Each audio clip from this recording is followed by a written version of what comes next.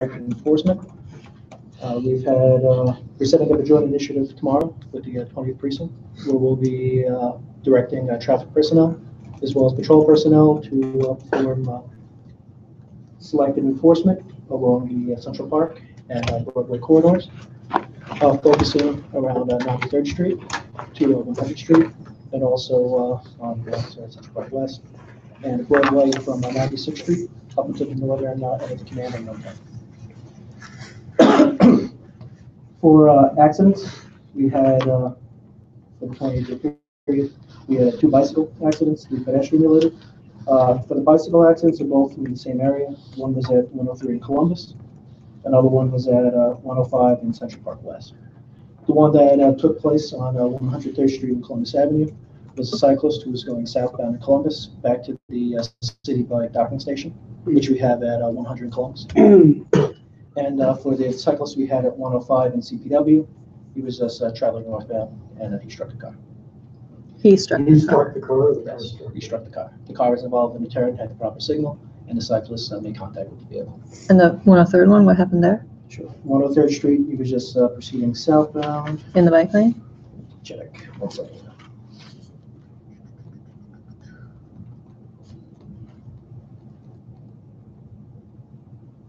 It's proceeding southbound through the intersection. Both parties claim they had the right of way.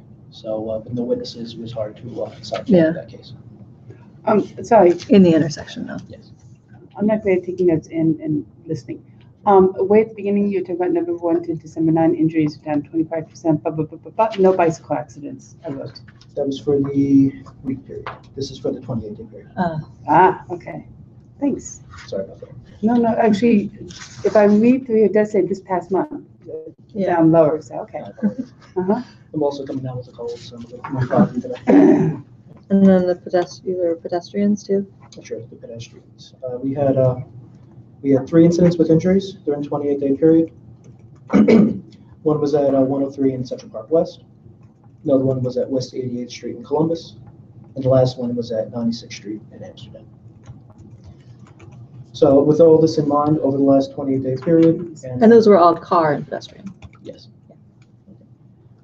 During the last 28-day period and the future operations we have planned for the next week or so, we're going to target these areas with a 3-pronged attempt. One of them is going to be high visibility. I'm going to have patrol units in my officer station there with marked vehicles with the light sun setting 1, and I'm performing an active patrol.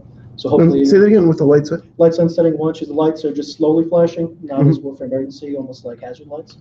And that'll hopefully draw attention to the police being present and encourage better driving behavior. We're also going to deploy my traffic safety officers early in the morning during the morning rush.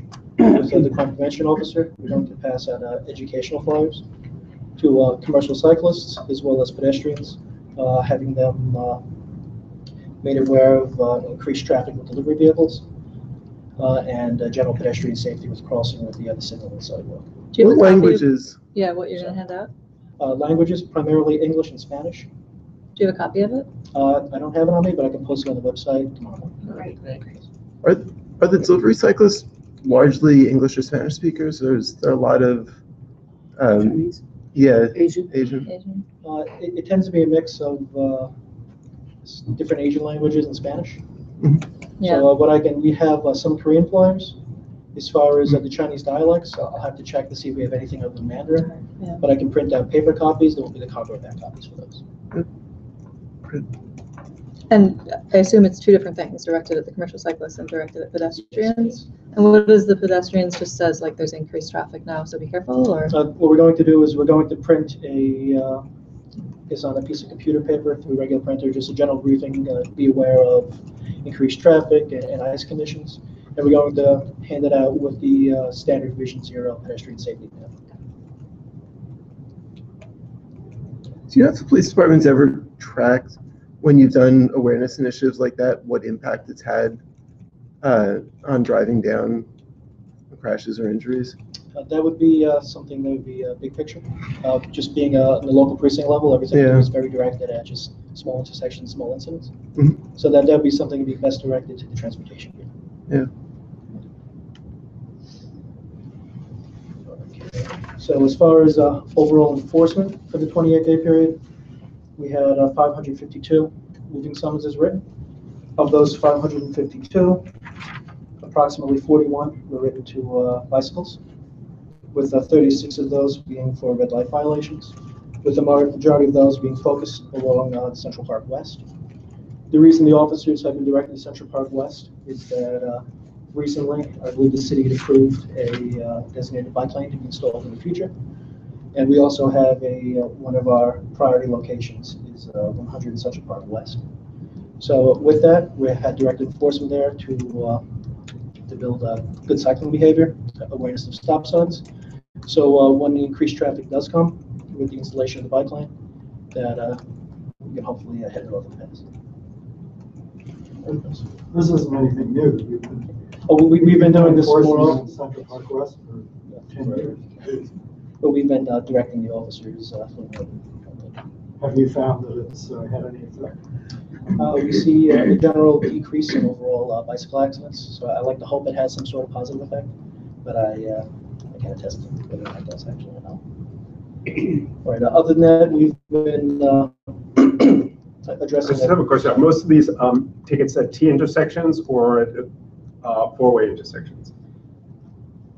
That's actually a good question. Is it Central Park West or T? Well, there are Depends on where the entries tickets to the are. park. The problem location that we have for this period was 100 in Central Park, that would be T. But we do see a general increase in accidents along the transverse and the avenues that join the transverse, Columbus and Amsterdam. 100 in Central Park West is not a T. 100 Central Park West. You can, for a cyclist, you can ride into the As park. far as vehicular, it's a T. Yeah, but not for cyclists. Okay. So for vehicular, it's a T, and for cycles, it's a Yeah. cross intersection. Okay, thank you, sir. Right, other than that, we've been addressing traffic intelligence reports. So I'm going to go over a few of these we have. We've forwarded them over to DOT. And if you have anything else you'd like me to address, I can draw a report for that. We've had 4 for the last month period. The first one, report number 8, is for eastbound traffic on 95th Street at Riverside. It was for missing or unclear pavement markings. So we've sent that over to DOT for correction. Report number 10 of this year was for the southeast corner of 96th Street and Broadway. That's for the flooding condition that exists over by the transit hub. That's it's doubly dangerous because not only does it force vehicles at a lane of traffic for the turn, it also forces pedestrians during the morning and evening rush to enter the roadway. So that's something that we've called DOT about numerous times, and we're hoping to see them take action on that.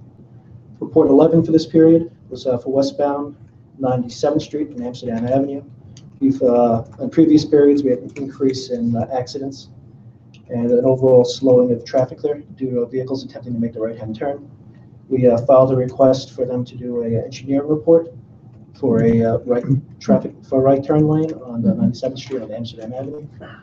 We've yet to hear a response for that, but we're hopeful to hear something soon.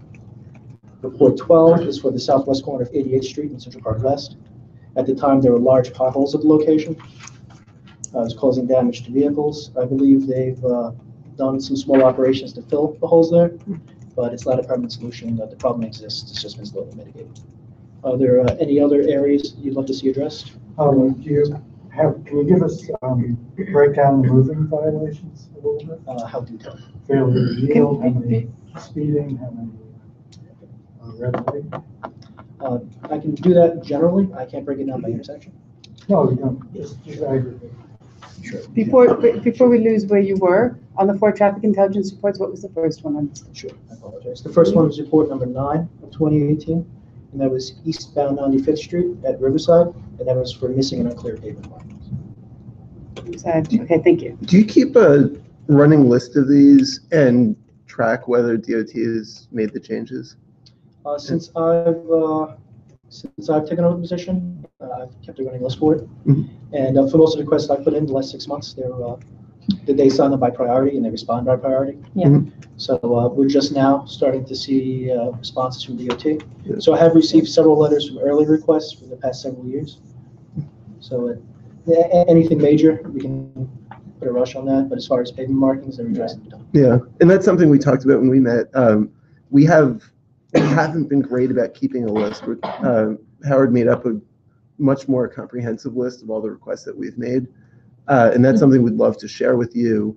Ideally have our list aligned with yours and also make sure we're tracking on both sides, just because a lot of the resolutions we passed over the years just fall into a black hole.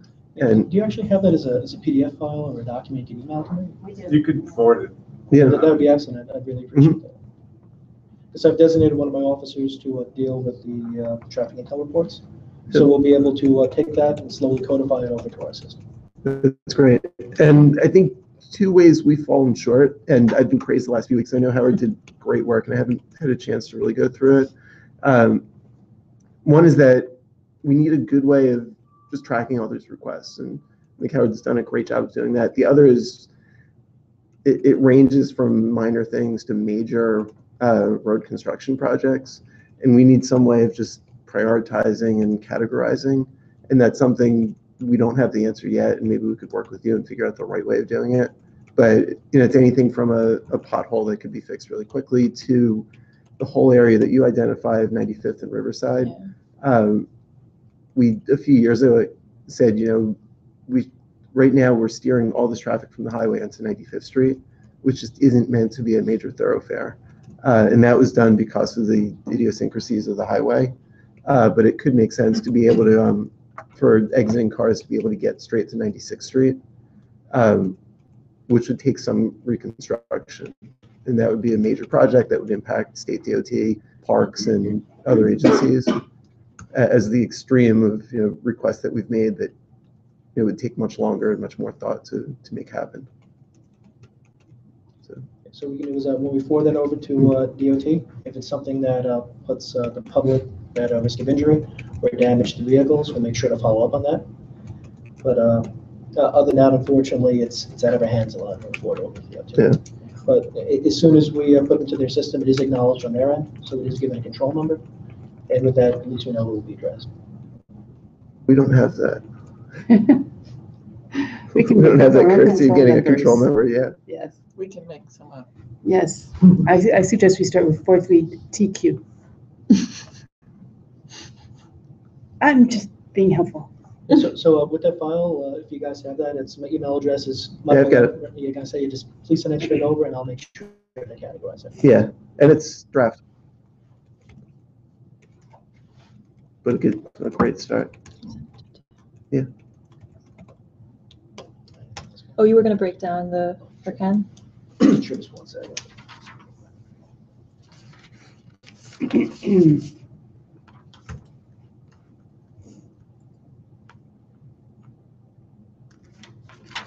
For the 28-day period, for disobey signs, we have 101 written as opposed to 150 for the same period previous. For safety belts, we have 15 written, which is the same we had for the year previous. Texting, 28-day period. the 28-day period for 2017 to 2018. For texting while driving, we have a 38 for this period 2018. Last year we had 7 for an overall increase of 440%. 38 in 28 days. Yes, Oh, Was it 38? That was 20. 38 and 28. Okay. Electronic. Mhm. do you know, like for those, can you break that down by like cab drivers or black car drivers or regular Or drivers? just give us your gut. Because what the problem is with our system is even though the different codes, when they're entered and tallied up, it'll take texting or cell phone TLC, texting or cell phone commercial, and then passengers. It'll merge them all in one number. Mhm. For the detailed numbers, it's something we'd have to. Do you have a look at the sense of actual it? summaries. For this period, it'd be slightly higher because we had a directed initiative Mm. for TLC enforcement, which would be the green cabs, the yellow cabs, and the Yeah. black livery cabs. Yeah. So it would be slightly higher than it would be for the rest of the year. But offhand, percentage-wise, I wouldn't be able to provide that data. Is that a harder ticket to write? Is that a harder thing to catch when you're in a cruiser driving around? Is TLC as opposed to pass? No, Just texting. generally texting. It used to be a lot more prevalent before Bluetooth. But Mhm. now, as people are purchasing newer vehicles, Bluetooth is enabled, and people have headsets. So Yeah. but when I first came on, it's very easy to spot. Mhm. But now it's rare that you would see a person with the phone actually in their hand speaking on. Oh, so you're saying talking with your, but how about texting while they're driving? Sorry. Well, motorists don't have to raise the phone to eye level to text. Yeah, they can text keep it down down. here. as Yeah. well, so it is. So it's hard to tell. More difficult. It's funny because riding a bicycle, it's real easy to spot. And just coming up to this meeting, there's a guy from Jersey driving an SUV and just sitting there on his phone. You're probably sitting Turning. higher than. Yeah. Exactly. Yeah. Yeah. Take the cop car either one. Yeah, exactly. Yeah. People put their phones down, yeah. The GPS, and so, because I see so many of the cars now with the little screens, and that's legal, right? Yeah, man, actually, like, Yeah, yeah, some of them. I mean, I know what you mean. Sometimes to me, they look like they're right in the driver's way. But Right. I'm not sure, but I know on the side, I think they're legal. Actually, I did a ride along last year, and and so I sat in the back of a 24th precinct SUV, and I've never seen fewer cars break the law than in those few hours. Yeah, right, exactly, because they behave when you see Yeah. the cops, yeah. And it's a great idea to have marked cars just Sitting in there. priority areas, just sitting there, especially with the lights on.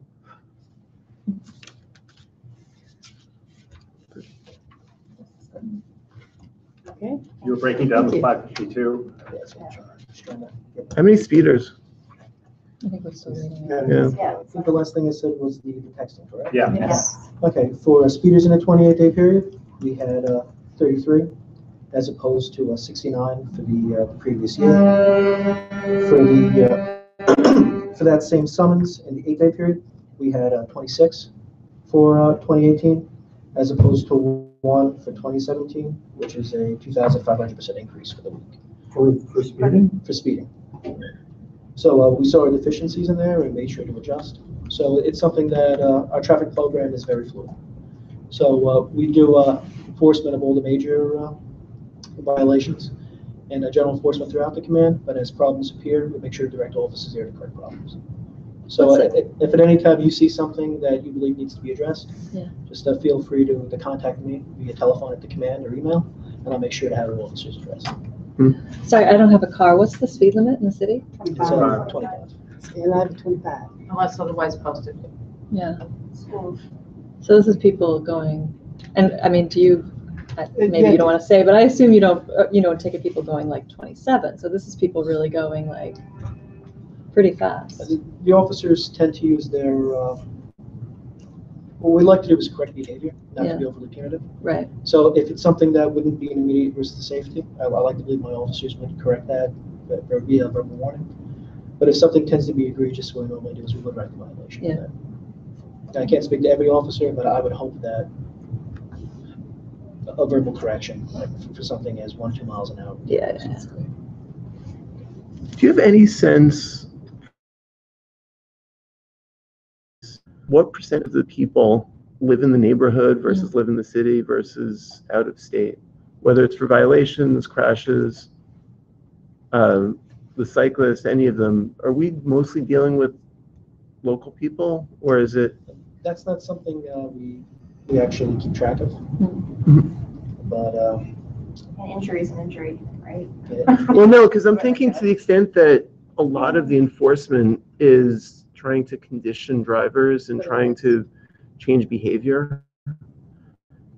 If it's largely people in the neighborhood, they're more likely to be repeat users of the streets, and it's more likely that whatever education or whatever conditioning is more likely to have a long-term impact.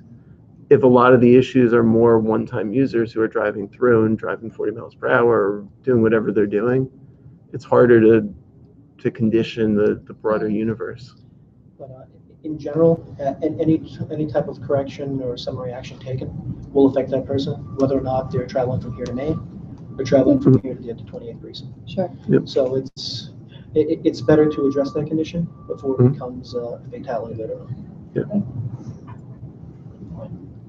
Okay, so the last summons I went over, I believe, was that the speeding? Yeah. Okay, so for red light enforcement for the 28-day period, for this year we had 71 as opposed to 114 previous. Again, we redirected our officers to address that condition last week. We had a 175% increase from 2017 for 22 summonses this period. 2018 as 8 for 2017. For a right-of-way of pedestrians, it was 82 for the 28-day period this year, as opposed to 95 last year. Again, we redirected our officers. We had a 42% increase for 20 for this period, as opposed to 14 for last year. At the same as failure to yield. For the most part, yes. Other times you have failure to yield would be for a vehicle. It would also cover for pedestrians, but this one just takes into account only pedestrian violations. What was the number for red light? Just the number. Sorry. For 71. For which one? 71. For the 28-day period? Yeah. This year it was 71. That's fine, thanks. So for the week to date, overall hazardous moving violations, we had a 37.19% increase. That's from 166 this year to 121 last year. Right. So just overall year to date, we have collisions down a little under 5%, and we're down 100% in fatals, and a little under 15% for bicycle injuries, and 13.89% for pedestrians. So I'd like to think that the actions of the officers and everything that you do to promote pedestrian vehicular safety is taking a positive impact on the Upper West Side. Okay. Any other brief questions I can address regarding this? Yeah, I wanted to talk a little bit about the bicycle enforcement. I'm on Central Park West quite a bit, and I've seen a lot of the enforcement. Seems to take place mostly north of 100th Street. I've seen a lot of people pulled over at 102nd, 104th, around there. I've spoken to several people who have gotten tickets. There was one woman who was ticketed at 104th. The officer was writing the ticket for her, so I was able to talk to her. And she was a doctor who was on her way to her office. She had patients waiting for her. She said she was now late to get to her patients. The circumstance was that she stopped at the intersection. Nobody was coming. She proceeded, and she was caught. Now, I guess you could argue that she violated the law. There's no doubt about that. But you've just said that you have leeway when it comes to speeders who are actually doing something that's far more dangerous. So they're going 28, 29 miles an hour, 5 miles over the speed limit, they may not get a ticket. And you said, the officer takes into account whether there's an immediate risk to life. I don't think this doctor on her way to work was posing an immediate risk to life. What can be the justification for officers focusing on this area and focusing on cyclists who are just rolling through intersections with no danger to anybody? Just as a quick follow-up to that before you answer, I guess I would also ask, have you written any pedestrian jaywalking tickets this year? Oh, please don't. I jaywalk all the time. I know, that's my Don't point. target me. That's my point. We all do. We all jaywalk when we look and see that the road is safe. But we don't jaywalk in front of cars that are coming right at us. And I just stand there with my mouth open while I'm watching people step out. Well, no, but my point is, a bicyclist who comes to a stop, looks and sees that it's safe and goes across is essentially doing what we all do when we're walking down the street. And we're Right. So jaywalking, is that something we normally tabulate and bring to a meeting like this? But that's something I can look into for the next meeting? No, I'm not asking you to We're increase really enforcement of not encouraging jaywalking. that. I'm just. But we do have that question with what we do at the And you don't know, there might have been a lot of people in the crosswalk cyclists because on their way to don't work, jaywalk stopping in at Yeah. it's probably a T You know. intersection. If I could have been too close to people. Bicycle has more damage. Let's hear the answer. I'm going to go back to One this. conversation. The specific example that the gentleman gave is that was a very directed question to a very broad topic. So what we have there is, I'm not sure if the doctor had spoken to the officer and informed him of the situation. What we have, I'm not able to speak to the officer at that time, so I can't attest to that. I would hope my officers would exercise discretion. Okay. But what happens when we enter our summonses? They're all electronic now. We moved away from paper summonses to things being entered directly into the computer. Part of the reason for that is to do with corruption we had. So what we want to do now is, in order to keep the officers honest and to prevent anything directly into the system. So it's best that the whole situation is explained to the officer before they would affect the summons. So something like that would be a mitigating circumstance. I'm responding to an emergency, my patient needs my help. So if that was explained to the officer, that would mitigate the violation, and a verbal warning would be the best way to address that. But if that's something that's told to the officer, if he's not aware of that, then you still have a person who's violating the infraction, and that would be addressed as anyone else would be. So it's always good to fully explain yourself to the officer when he asks. The officer should, during a stop, say, "Good afternoon, my name is Officer so-and-so," and give you the reason for the stop. Well, just to follow up, why it sounds like you have two different ways to address violations. One, when it comes to speeders, certain speeders you don't even touch them because they're not going too much above the speed limit. They get a leeway. But it sounds like, unless the person can prove they're responding to an emergency or something, there's no leeway for cyclists. You're going to ticket them if you see a violation. And why wouldn't you do that? Why don't you do that with pedestrians? I just explained that there is leeway with the cyclists. Everything needs to be explained. Each enforcement action we take. No, but what I'm wondering is, why wouldn't you instruct your officers just to give warnings to cyclists, unless they're actually, posing a risk, and it's a flagrant violation? The officers use their discretion. They've a lot of the officers in my unit have been serving there for approximately 5 to 10 years. So they've been in the community for a long time, longer than many of the residents.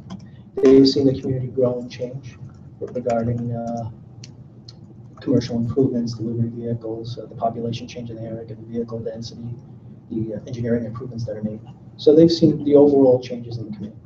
So I have full faith in my officers to exercise discretion, which I hope they do. I mean, it's never the department's job to be punitive. It's our job to, especially in traffic safety, to promote pedestrian, cyclist, and motorist safety. So if we could do that with education, we could do that with a correction. Or if that doesn't work, it'll have to be a summons, and then sometimes even an arrest. Well, we've had the 20th precinct, Captain Mallon, and it's very confusing for cyclists because south of 86th Street we have one regime, and north of 86th Street we have another. Captain Mallon has told us that they write tickets for flagrant violations. So the kind of thing that this doctor was doing would not be ticketed, not even stopped in the 20. But you cross 86, and it's a whole different ballgame. That seems. Why can't there be some consistency? Well, I would like to think that I'll address it. Well, I can't speak for the commanding officer of the 20 precinct and how he decides on what violations to, I guess, address. But cyclists at the end of the day are committing infractions, and our officers have discretion to warn and admonish or issue a summons on each of these violations. So we have to take each situation as its own. I mean, the example you gave with the doctor, we don't know exactly what happened. You got the narrative from the doctor who was stopped. We're not aware of this, so we haven't had the opportunity to speak to the officer to see what was the circumstances, to see exactly what was said, what was the conversation that was had. But as Sergeant Burns said, I do have full confidence in our officers and that they use the appropriate amount of discretion when need be. I think that like focusing on the doctor though is like, we don't know the details. I totally agree with you, but I think what Ken's getting at is the broader policy of like what you tell your officers, like that they should be focusing on enforcement or not. I'm also wondering, do you have like quotas or like goals for, but you don't, I mean, do you give them guidance? Like this is an issue because you're talking about like the targeted whatever. So you could would it be possible to give your officers different guidance? I'm not even saying you should or not, but Well, they said they did. At 100th and Central Park West, they're actually looking to regulate bicycle behavior better because you're expecting an increase in traffic. So yes, you're paying more attention there. Yeah. And it's, But- you know, but I do theoretically know for the better of everybody. That the percentage of summonses given to cyclists is much higher than the percentage of harm on the street that cyclists cause. It seems to be a disproportionate interest in that. And maybe you could address that. Okay, I believe I addressed this last meeting, but my personal view on it is that if you're in a vehicle and you're in an accident at 20 miles an hour, you're in a steel cage with restraints that protect you. If you're in a bicycle and you're traveling at 20 miles an hour and you're struck by a large object, there's a greater chance that you'll receive physical injury. Stakes are higher, and more officers take that into account when they address the conditions. Now, I understand not everyone agrees with how enforcement is carried out and how corrections is carried out, but we've seen cycling injuries for this year go down almost 15%. And I would like to think that's because of the proactive means we've taken. And if you do believe that educational initiatives would help, we can do more of those. But it's always a three-pronged approach. It's the officer's physical appearance there, that their physical deterrent will hopefully cause better behavior. The educational initiatives we do, hopefully they can instruct them via pamphlets. I know they do Vision Zero over the radio and on the television. And then as well as enforcement, which we either correct them verbally, again, they receive a summons or they're arrested. So hopefully one of those three prongs will be able to make a positive impact on the way that cyclists and pedestrians act on the street.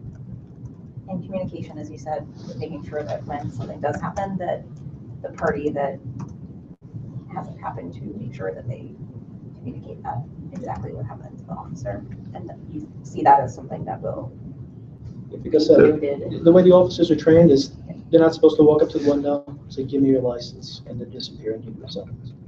They're always supposed to say what the violation was, and as long as the party's calm, you give them a chance to explain what it was. And that would be the mitigating circumstance of the summons.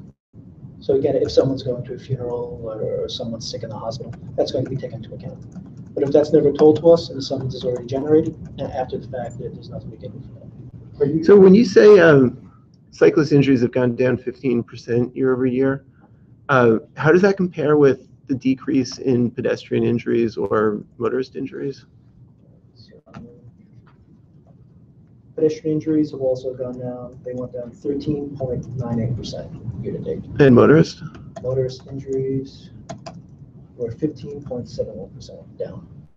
Mm-hmm. And how many cyclist injuries were there each year? Each year, I can give you year to date. Mm-hmm. For this year, 1 second. So it's like actually, I only have a breakdown for injuries. Injuries to cyclists, that'd be something I have to bring to a later meeting. Yeah, because I'd be interested in looking at, I mean, it's a relatively small enough number that we could look at each instance and see, try to get a sense from the report of whether it was the cyclist or the motorist at fault. Well, Which could, Rich, most studies that have been done of this show that both pedestrians and cyclists getting hit, it's usually the motorist. yeah, no, and that's what I'm wondering is the 15% decrease in cyclist injuries, which seems along the same lines as the decrease in pedestrian and motorist injuries, caused by enforcement of cyclists, or is it caused by general conditions or enforcement of motor vehicles?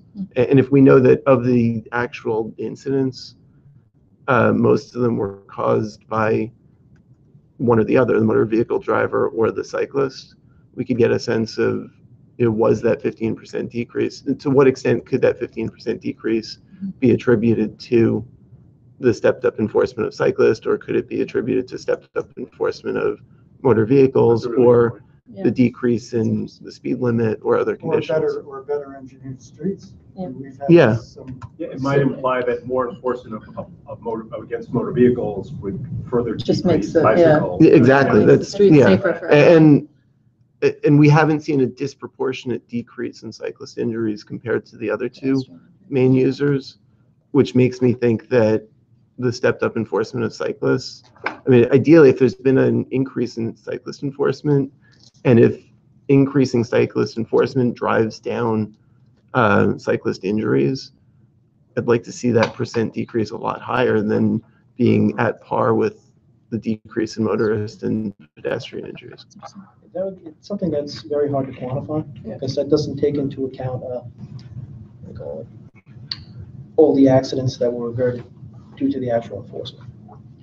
So if someone who wasn't aware of their surroundings is now aware because they've been trained with a pamphlet, or they've watched a television show, or they received a summons and a warning, they would now be more aware of their surroundings and hopefully not be in an accident.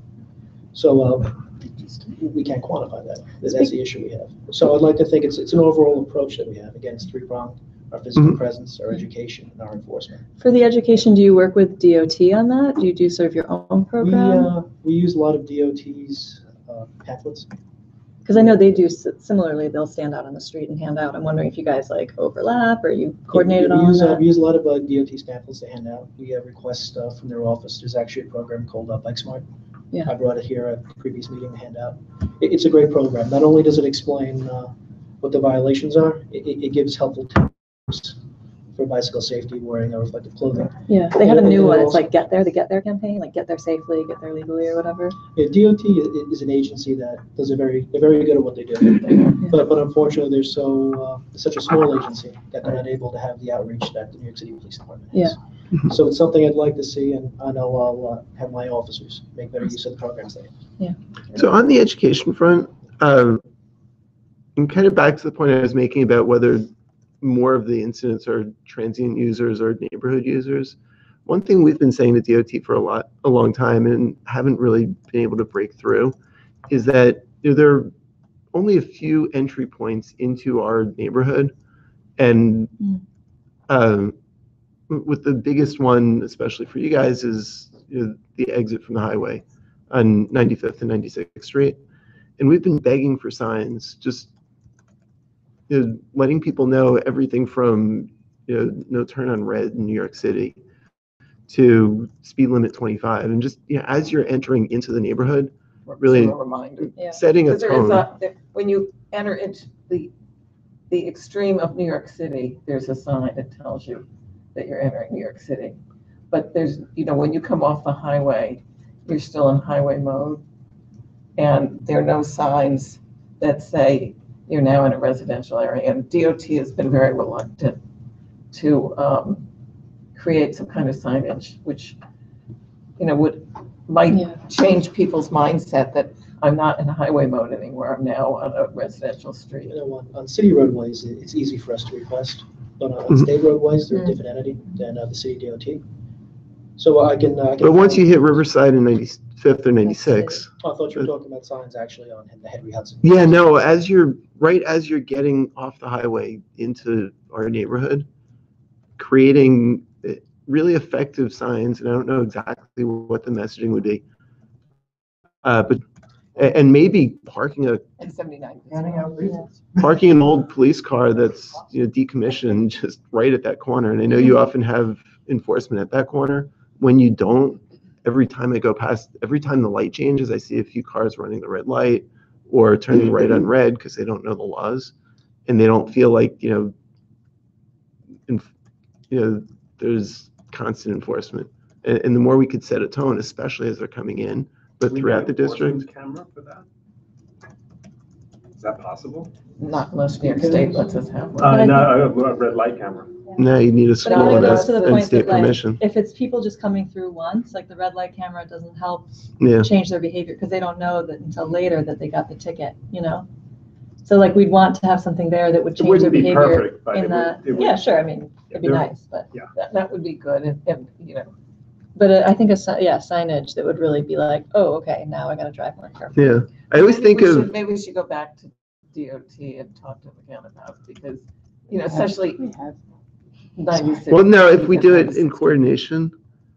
Because the actual physical signs are harder to get than the temporary trailer. They'll say the speed limit is 25 miles an hour. That's something that's easier to request through DOT and through the NYPD. But again, those are assigned via need. So normally when you have an area in the city that's changing its speed, all those resources get moved over there.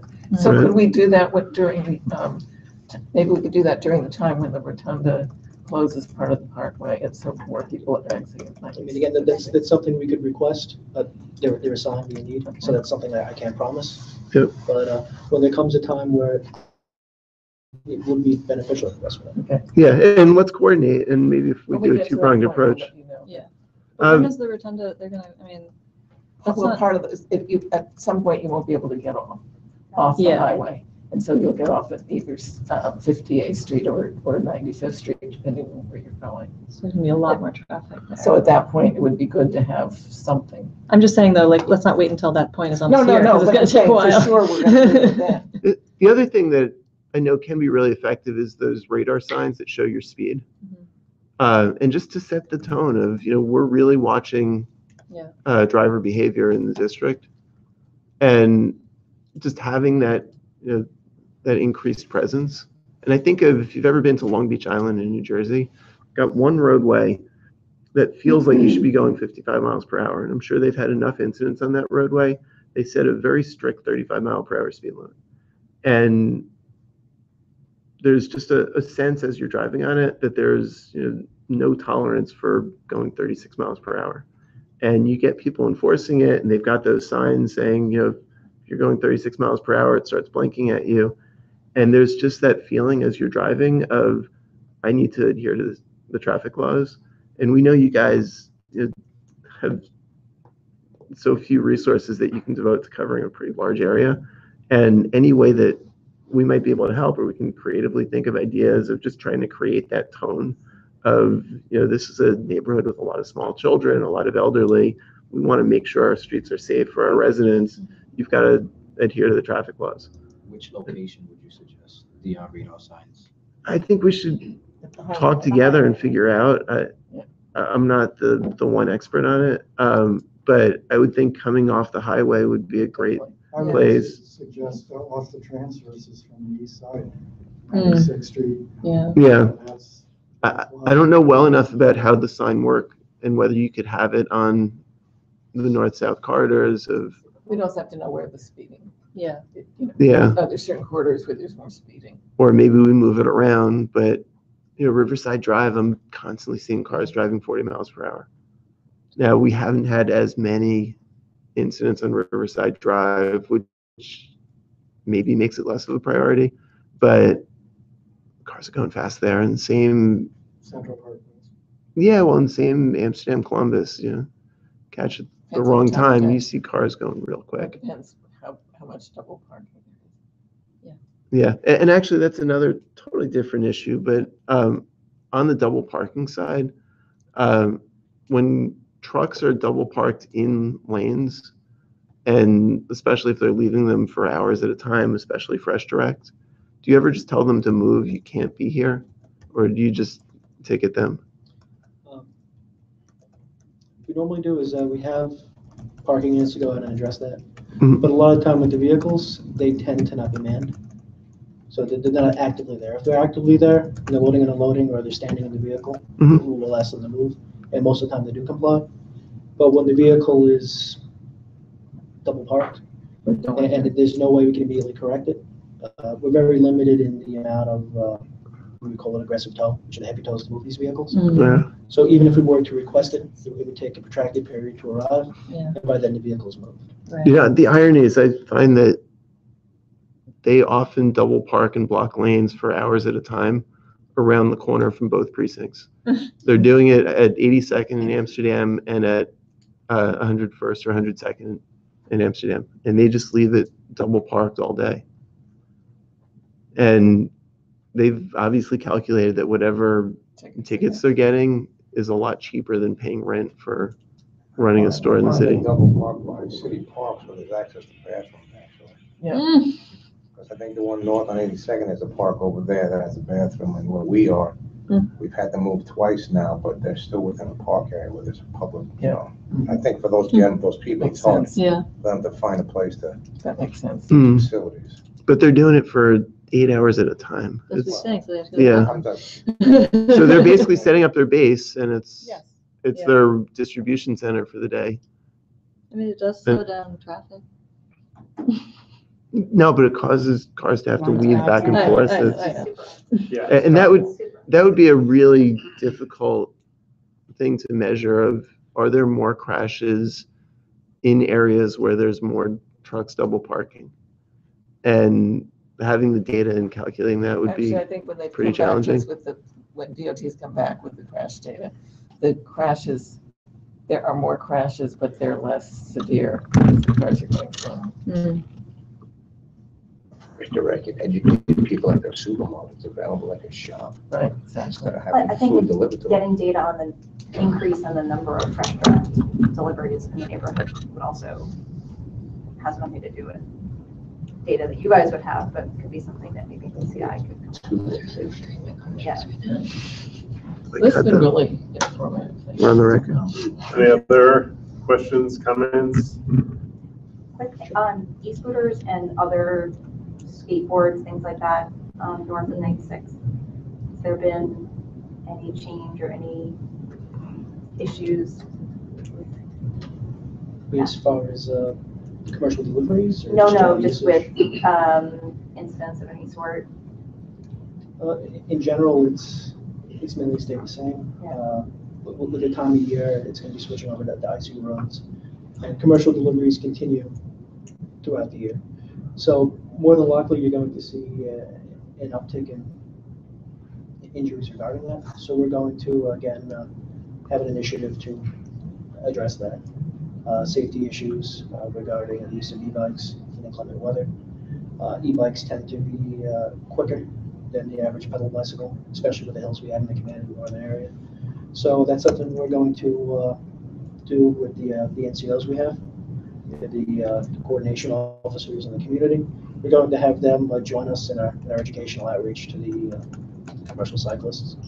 So they'll go to the bodegas, the delivery places, the fast food places, and inform them via written documents to be given to their drivers in multiple languages, that it's at the time of year where it's beneficial to slow down, not go quick, and be aware of your surroundings. Are you still confiscating e-bikes? Yes, we do. Can you tell us how many in the last 28 days? For the last 28 days, that data I don't have offhand. That's something we can provide at a later date. Would it be 10 or 100? More than one, less than 100. I can't give the exact number, I'm sorry. But it's something we do address. Just, sorry, one last point. You mentioned that cyclists are more vulnerable than people driving cars, and I completely agree with that. But maybe I'm showing my bias here. I'm always thinking of my role as a pedestrian, and we have a charter that the pedestrian occupies the highest priority on the street.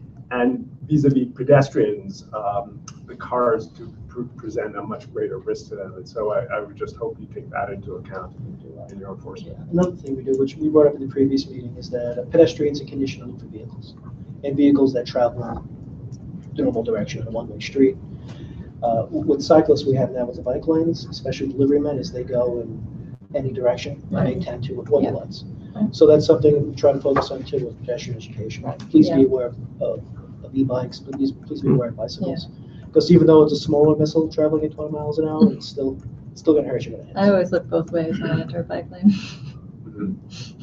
Any other? Which actually raises two quick things. One is on the educating pedestrians, I wonder if putting paint on the sidewalk or signs at the problem intersections could be helpful. Well, that's Totally. DOT. That's isn't it? DOT, but Yeah, but it's another thing we could coordinate, and if there's something we'd want to test out or something that could be effective, we know where the problem intersections are, and we might be able to reach more people if we have whatever street markings. The other, it seems like most of the citations you've given to cyclists have been for running red lights, not for riding the wrong way. Is that the case? I don't have the number for roadway cycles. I mean, sorry, roadway violations for cyclists, but I would concede that. Well, you said that there were 41 summonses to bikers, 36 for red lights, so that means a maximum of 5. I mean, for the whole year period. Yeah. Yeah. But I agree. I feel like the biking the wrong way is more Yeah. more They're problematic. physically hard to catch. Yeah, no, I agree. They're on a bike, they're going fast, not stop to, slow down for a light. Yeah. But you'd hate for in a car and they bike's going the wrong way, the officer's traveling. Yeah, yeah, He's not gonna go totally. in reverse. Right. Try to It's chase gonna a be hard to bicycle. count. Yeah, Yeah. but I mean, it seems to me that Yeah, unless you're standing there, Right. you're not gonna be able to catch But even if someone. you're standing there, then Yeah. bike's speeding What do you away. get there, grab Right? You Yeah. can knock them over. Some guy could catch up, that would. Certainly not on an electronic bike. yeah, it seems No, to me because that I'm that's pedaling really fast in the wrong direction unless you're ready to catch me. Yeah, you're going. I Yes. just- Yes. But we We're not gonna do that. but we wouldn't want enforcement to be only of the violations that are easiest to catch. Right. There's a paradox But- there but- because I've noticed that. Yeah. And I've seen cyclists do crazy things. Yeah. Zoom through the intersection in the wrong Right. direction, flying. There's no way they're going to be caught. But someone pedaling along to their work, stops at a T intersection, sees no one around and proceeds to the red light, they're vulnerable to be caught. And so it potentially Yeah. sends the wrong message. And they're like, it's the least sort of problematic thing. And But it even also encourages them to Do it again. do it again. And, you know, and it's, even my bike ride to this meeting, I came up the Amsterdam bike lane, and talk about missiles. If I'm going, my fastest at 6 miles an hour, you've got a bike coming at me at 20. That's a missile, and I've got my only 4 feet of bike lane, and they're coming right at me. And do I have to weave through these missiles, or how do you deal with that? And granted, they're a lot harder to catch than someone slowly rolling through a red light. But when you think of our constituents or the neighborhood, I think the reason people are so scared of bikes is the really egregious behavior, Yeah, which exactly. granted is a lot more difficult to catch.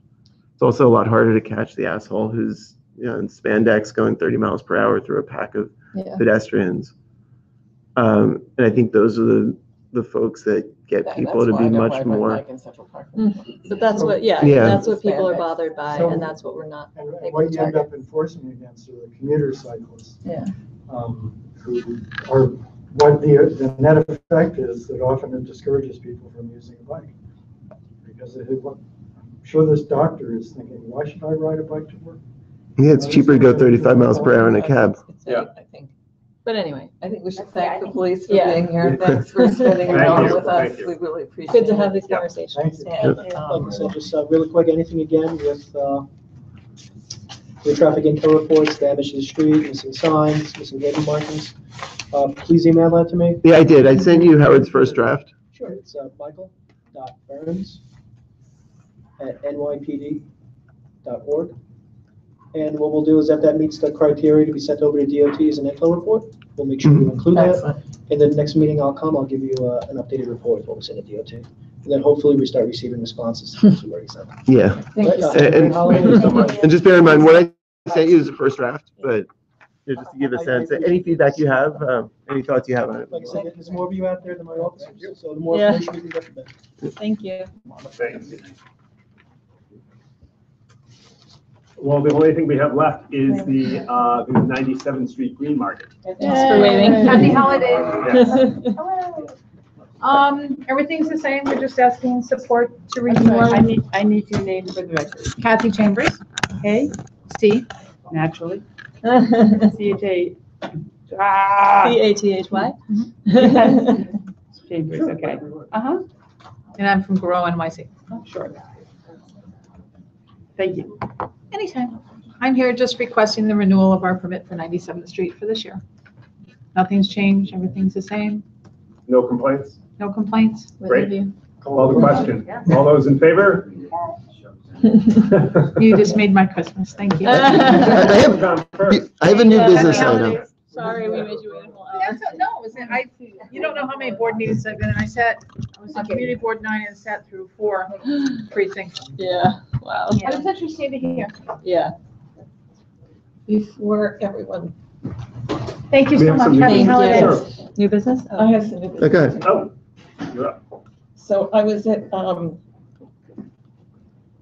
PS 145, and I think it's West Prep Academy, and they want to get a play street because right now they're building the playground and they turn it all apart. I just need to type it out. Yep.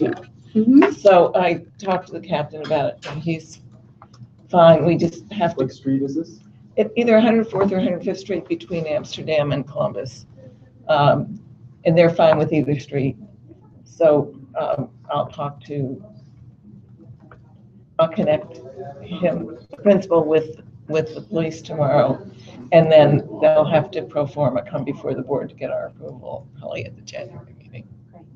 But And they're they gonna want- have to post it and have public comment, right? Yeah, we'll do Is them. this a temporary thing? It's a temporary thing. The playground should be open the fall of 2019. So it would So they just want for the spring of 2019? well, they want, from now until, they didn't know how to go about it, and unfortunately I was at this meeting and everybody was giving them the wrong information.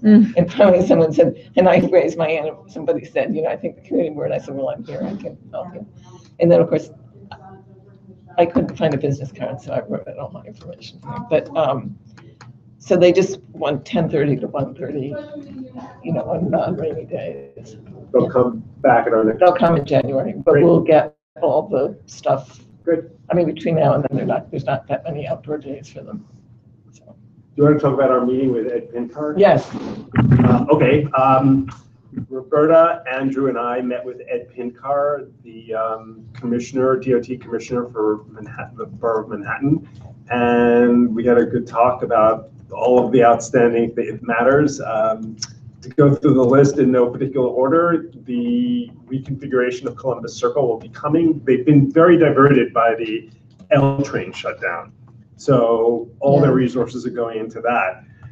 So the Columbus Circle reconfiguration and the adjoining streets will be done. They promised us sometime by the summer of 2019. By this summer. Right. Regarding Central Park West, this is pretty exciting. They said they're going to come back to us within the next couple of months with some kind of plan for Central Park West, and I'm optimistic that they're going to potentially reconfigure Central Park West in a way that's safer and more beneficial for the community. Did they say two-way or one-way? they said they're looking at two. They're looking at two things. everything. One is 2 ways on one side. The other is 1 way on each side.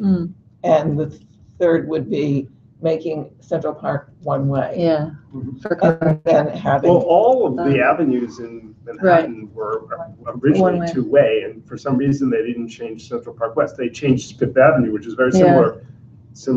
Right. Yeah. And they're also, because they're looking at this, and because we had the request that they turned down about the loading zones, Right. they have a new program that they're thinking about on loading zones. And so if they do decide to do a bike lane, they will come back with a 3-block area to do some of their new way of doing loading zones. New ways. And So it they would be- turned down our loading zone They did, proposal? they turned down our loading zone proposal because they don't do it. Because it's not. That's a really compelling argument. We don't do it, okay. But they did say, they were very nice, they did say that the test loading zone area will be on CPW and will be in our district. Well, they said in our district, yeah.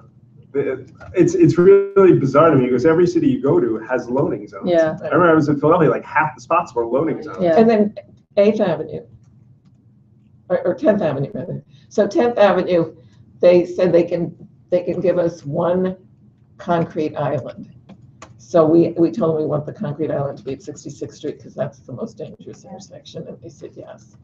And then we asked them about Wait, 66. Sorry. This is the extension of Amsterdam. the extension of 10th, Amsterdam The extension of Amsterdam from from 10th. 59th Street to from 10th Avenue all the way up to 72nd Street. Right now, it doesn't go. Right now, it stops at 72nd Street. Okay. Okay. So, and all the other islands will be just painted for now because they have a limited amount of concrete. Yeah. What was the other thing they said? Oh, 66th Street, we asked for them to paint it between Amsterdam, between West End and Amsterdam, to paint it so that it's narrower. And we asked them to do that 5 or 6 years ago. Mm-hmm. And it's never been done, and so we asked again, and they said they would look at it again and study it.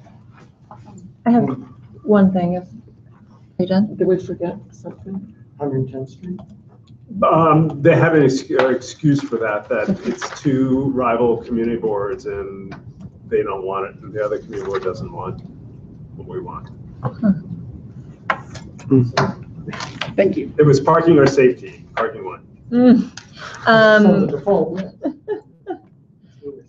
Well, no, they said it's the most confusing circle, Yeah. and that because of the circle, it's really hard to get traffic through it.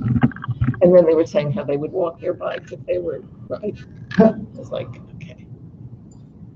Oh, I met with Kim Wiley Schwartz, who does the education for DOT, and talked to her about some of these things that we were sort of talking about tonight. So they have this new program, Get There, and it's like they developed it for the L train, speaking of like the L train taking over everything. So it's like get there safely, get there legally, get there, I don't know, they might have politely or something. So she said they could expand it to the Upper West Side if that was something we were interested in.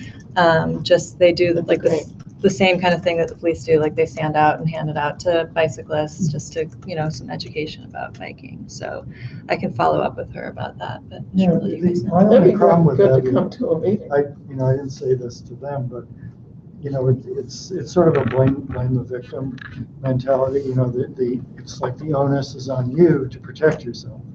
Yeah. You know, wear reflective clothing. They tell the elderly to, you know, have reflective canes, you know, things like that, as opposed to really addressing what the real menace is, which is drivers behaving recklessly. I mean, I agree, but like, So I'm just saying, Yeah. wouldn't necessarily welcome this. I don't know. But I guess the other side of the coin of what Ken's saying is, I think that there's a massive misperception of what is causing the danger in our neighborhood. And I worry that's something that might further that misperception. That if you talk to a lot of people, they think they're much more at risk of being injured or killed by bikes than cars. And statistically, it's just not the case. It may statistically not be the case, but it's what drives the police, because they're hearing, they hear from people. So they're not just looking, you know, it's not just statistics, it's people. Mhm. And if a group of people are calling 311 or calling the precinct and complaining about stuff, then that gets on their radar. But that's exactly what I'm saying, is I think if we do things that further the misperception that people... Educating people does not further misperception. Anything you can do to avoid a crash is a good thing. Right. So Yeah. ideally, we both parties get educated, and that's the best way to. In a perfect world, pedestrians stop on a busy sidewalk and don't race in front of a car. Yeah. I mean, you know, I don't drive that much, but occasionally when I'm in a car, I'm like, OMG, how can you possibly navigate down the Yeah. street with, you know, you don't know which person's going to be Gonna running in walk front or of your not, car. yeah. Well, it's even worse on a bike, because at least in a car, people are smart enough to recognize, hey, I've got a 4,000 piece Not of metal. always. Well, now you Not know how to always. ride a bike on the street, but in any event, DOT they were pretty receptive to us, and they were, I thought were paying fairly good attention to us. I just, along those DOT lines with what's going to happen on CPW, I feel like sometimes we do a really good job of getting, like, part of our job on the community board is to get the word out. So when there are going to be public meetings about the bike lane, I think like sometimes we get we didn't know about it, and we do our best to flyer and do our traditional methods. But if we are going to know, if we have as much notice as possible, I know with things like the city bike announcement that we did a few years ago, we had so much community input, which was great. And I think I don't know, I'm open to suggestions. Well, we did a design shred on that, yeah. Well, right. But I'm just saying, like, it would be great if we could do something similar, because it is going to be a major thing. No. Yeah. So I think it's up to us. It would No, be great if we I could think we take like will. a I leadership think we role will. in getting the For word sure. out creatively. And also under new business, I'm going to ask Sue to take a picture of this. So when you're ready, I have a new business item as well.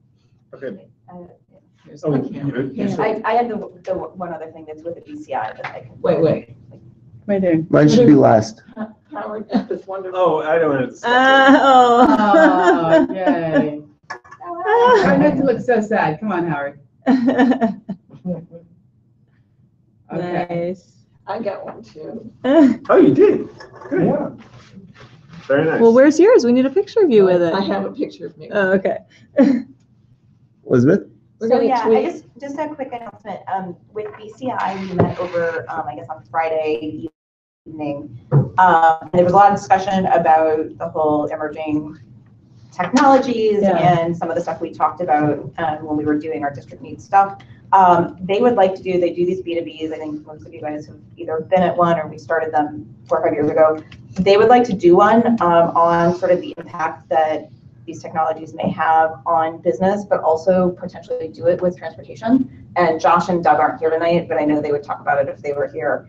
Would love to get sense from you guys about whether you think like the angles, we don't have to talk about it tonight unless you want, but the angle that it should take, maybe taking one specific part of the neighborhood or the entire neighborhood, but one particular technology. Maybe it's scooters, maybe it's the pedal assist bikes, which I know we've already discussed a lot on this committee.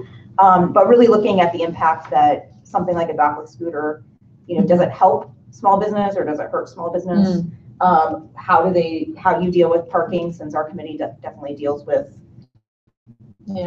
streets, at least on that committee as well as ours, that this stuff is coming quickly, and anything that the community board can do to get in front of it. So they thought they would devote the B2B perhaps in the first quarter.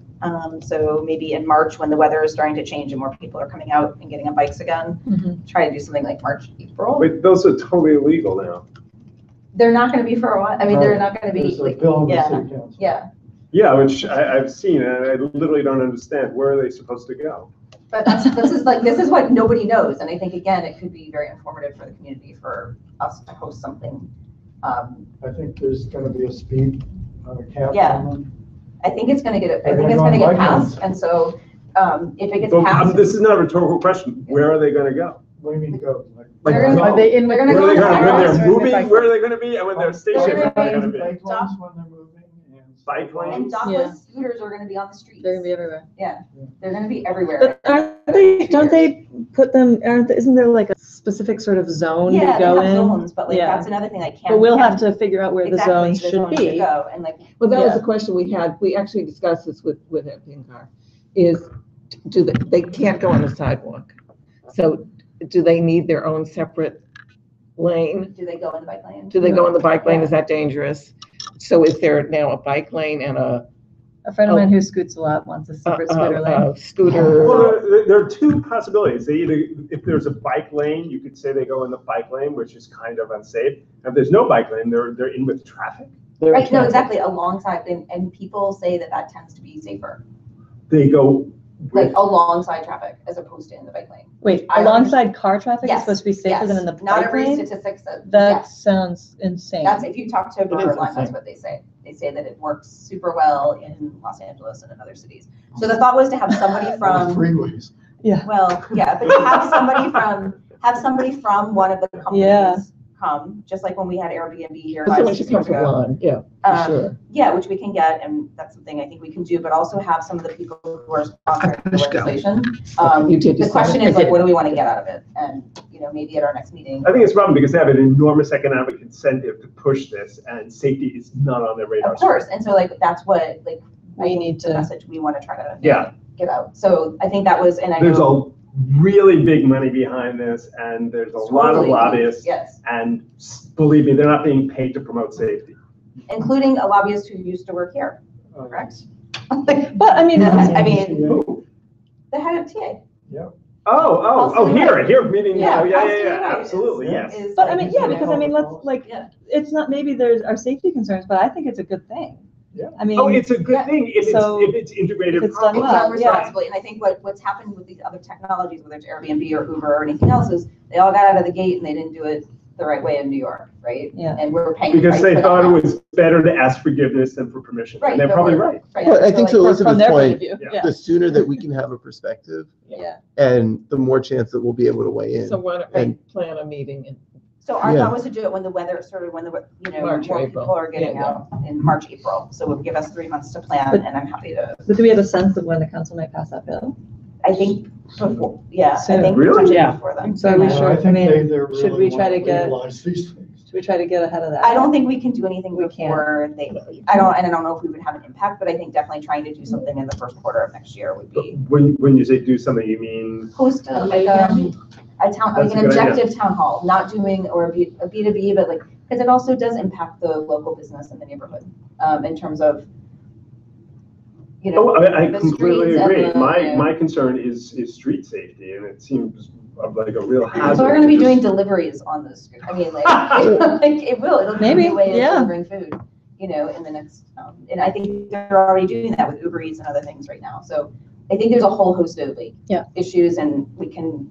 The refine majority it. of electric scooters I see are on the sidewalk, period.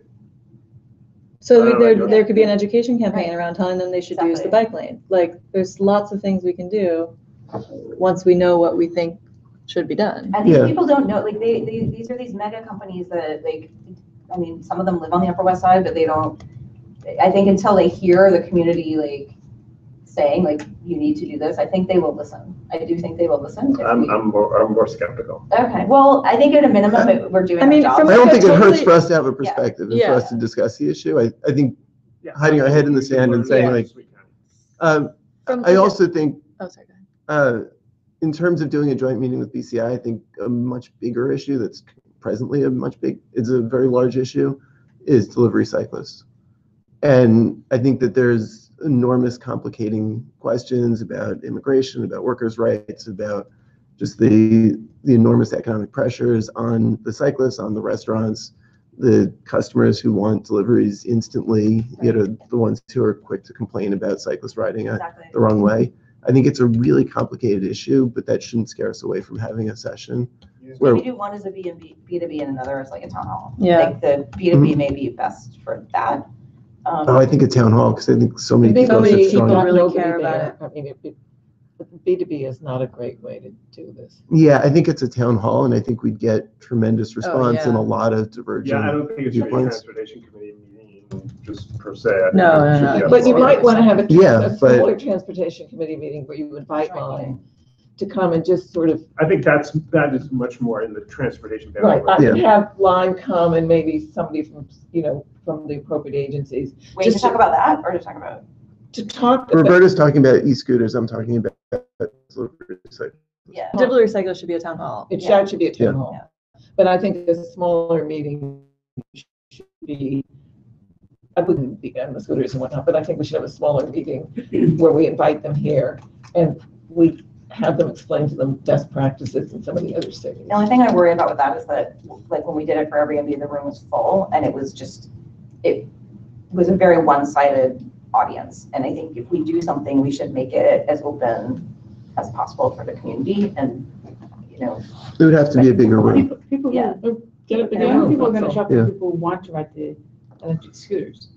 And then No, I think it's after they gonna get be on the a- street, then they won't show up and people are complaining about electric scooters. I think everyone's gonna be talking about this legislation, and nobody's, we can have the elected officials get the word out to their constituents. And I think we will get a bigger audience than would fill this room for something like that. Well, if we get the sense, we'll get a bigger room. That's not hard.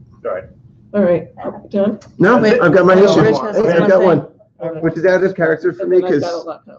it's not directly safety, but DOT, the New York City DOT website has a page about their Adopt a Highway signs. It says highways can be adopted by individuals, companies, or organizations, parenthetically, but not political candidates and campaigns. And we've got a huge sign I on know, West but 79th Trump- Street. Trump has an organization that is not political, And it's So- been there before and he it's been was there before he was president. elected, But and there's nothing. let we me can do talk, about let me it. talk. So the sign says Donald J. Trump. It doesn't say the organization, it doesn't say anything. Yeah. There's also been case law that if the name of an organization is the same as the candidate, it's basically campaign advertising. Yeah. Where And is this Bloomberg? on? it's on the highway. It Heading- happens on the Taconic too, I mean, yeah. So talk But to we the don't have state, jurisdiction let's over the talk- Taconic. The Taconic points to a state park that doesn't even So exist. it's not our highways, it's a state. It's in our highway. district, It's a state and- highway, so we should. but it's a talk New York to the- City program. And we could pass a resolution calling for DOT to enforce our policy that political candidates, which he is But one. DOT does it have jurisdiction over that? They stuff? don't, it's the state. Well, we could talk to like Dan. Are you Still sure? pass if it. We can it's- still pass a resolution. I mean, I they think don't we have to should listen talk to us, but I think we should talk to somebody from the state and decide what to We do. could talk to Do one we of our, really feel one like of our that's like electeds. impacting, like, our, Yes, how, It doesn't just kind of feel a little like, petty? Yes, it Yeah. does. I mean, Right. It's not All the exactly things we're as it's working getting on. all these votes in the and we discussed community. this before, we discussed this 2 years ago, and we decided not to do anything Yeah. about it. I think if you have a problem with it, you should talk to the state representatives. Yeah, if it's really illegal, they should react without a We don't need a resolution. from resolution. You know, CB7 Danny O'Donnell is running for public Yeah. advocate. He Yeah. would love. yeah, okay. Anyone else? Yeah, That's next Monday, the Parks Committee, Parks and Environment, is going to be just probably having our close to final meeting, maybe probably our final meeting on the Rotunda at Riverside Park, and there are some real transportation, including a bike lane, or not a bike lane, just bike infrastructure around the circle. So I really encourage you to come. It's the only thing on the agenda as far as I Monday know. night? Monday night. I can't make it. And Okay. so I will be there. I know we're. I'm sorry, I can't be there. I wish I could. Can't be there. Looking forward to seeing you. And I also plan to chair it. Pardon? I also plan to chair that meeting. Oh, what? Instead of Clary? I will let Clary know as well, yes. Why are you doing I just think for efficiency, it would be best. that? Well, it does, because it's also Parks, Transportation, and another committee, isn't it? And preservation. Okay. Right. Meeting So is then adjourned. we-